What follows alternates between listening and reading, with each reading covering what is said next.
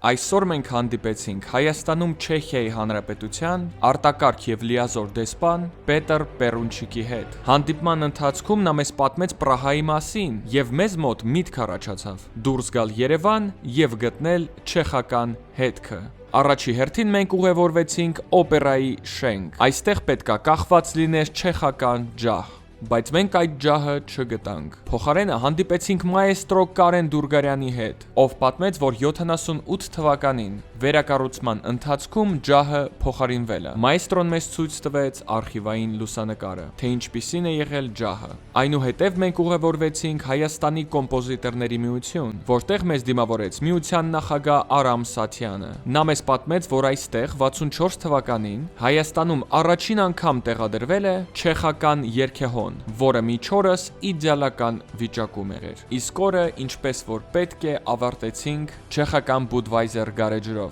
Դեսպանի հետ միասին խմեցինք կենաց մեր ժողովուրդների բարեկամության եւ հարաբերությունների ամրապնդման համար։ Մոտ ապագայում մենք անպայման կմեկնենք Չեխիա եւ ցույց կտանք այնտեղ հայկական հետքը։ Շնորհակալություն։